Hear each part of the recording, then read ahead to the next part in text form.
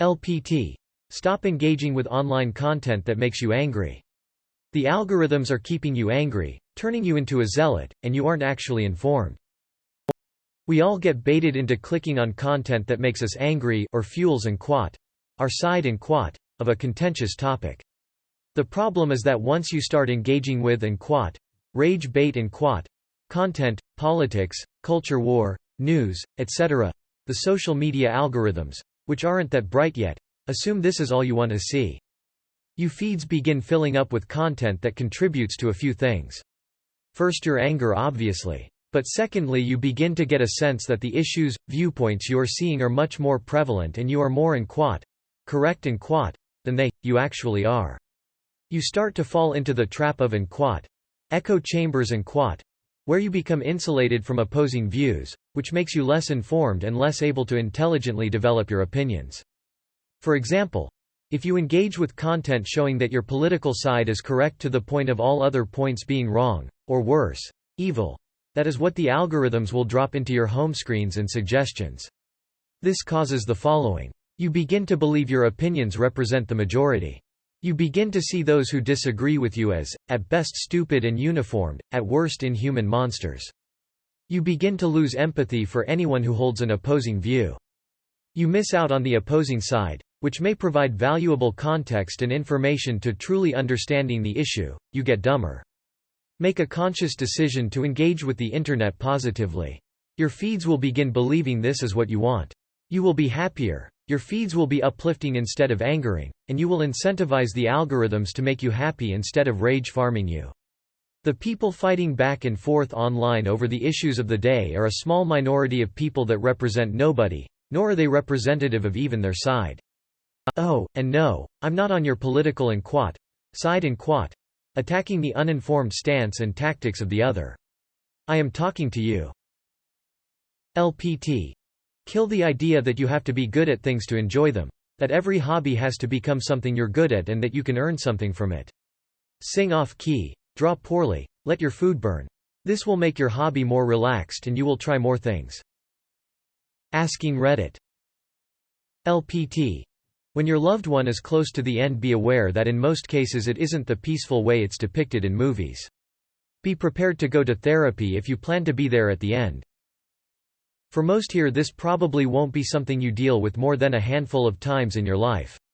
Which is why I think it's important to know what you're potentially walking into and the shit that follows you afterwards. I lost my dad 3 years ago to lymphoma, complications from it. I've watched my brother fall into serious addiction issues. My mom never really recover, and only in the last year have I finally come to peace with what I saw. I hope that this will encourage anyone who's about to go through this with a loved one to go to therapy and not turn straight to something like drugs or alcohol. For context, I've seen or immediately arrived after my grandfather passed, and it was similar to what you kinda expect from pop culture: breath slip and drift off. However, if you're about to lose a loved one who's battling a disease like a cancer, be prepared for a very jarring and potentially drawn-out experience. With my dad, for the last 12 hours of his life he fought for every breath. And when I say fought, I mean like gasp, cough and vomit blood and have to call emergency services. All to be told they can't do anything except to give him more morphine. In his final few minutes he began to panic as he realized this was it. He looked at my mom, my brother and I and shed tears. Then as he slipped away his body expelled blood from his mouth. The entire experience still haunts me to this day. I remember every moment perfectly clearly, and whenever I do I break down a little bit that he had to go through that.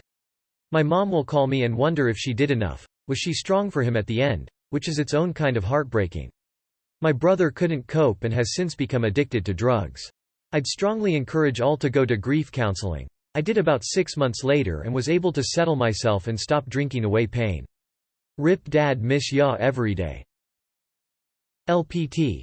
If your work's paid time off arrangement allows it, and especially if your company offers unlimited PTO, take some random middle-of-the-week days off every once in a while.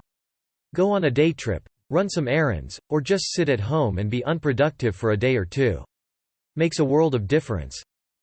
Asking Reddit. LPT. If you think of a good idea, write it down. Your brain will try to trick you into thinking you will remember it later, but it's a liar. Therefore, write it down. Asking Reddit. LPT. Afraid to open and clean out your Tupperware because the thing growing inside is nearly sentient? Freeze it, briefly thaw it, and neatly toss it. We're all guilty of growing science experiments in our fridges, and if you're like me, you can't handle the guilt of throwing away your good glass Tupperware, but your stomach churns at the thought of smelling that mess while trying to spoon it all out. Instead, just pop it in the freezer overnight, letting it freeze into a solid block. Then just take it out, flip it upside down, and run it under hot water until the solid block unsticks from the Tupperware. Now you're safe to open it and chuck out your non-smelly block of Lord knows what. Edit. Some good comment tips. Use cold water instead of hot for glass to prevent shocking and shattering it. Might want to label it so you don't think it's food. But don't name it. Never name it. Great tip. Freeze it. Forget about it. Defrost for dinner in 3 months. Microwave, fumigate house. LPT. Consistent use of sunscreen, moisturizer and retinol, topped with good sleep, will do more for you than Botox ever will. Asking Reddit. LPT. Don't rake your leaves, mow them. This mulch will protect the grass and add nutrients as they decompose. Forget pretty lawns and end up with a really healthier lawn this spring. Come springtime you can do one nice rake and that's it. Been a landscaper for years and this does work. But it's very hard to convince people. LPT. When you learn someone is grieving a recent loss, just say in quote, "I'm sorry for your loss in quote," and then shut up. The chances if you adding even a tiny bit of significance to your well-intentioned condolence is approximately 0. However, the chance of saying something offensive or outright stupid are significantly higher. So just say you're sorry for the loss and then shut up. No, you don't know what they're going through because you also lost a loved one. Or your pet Fluffy died.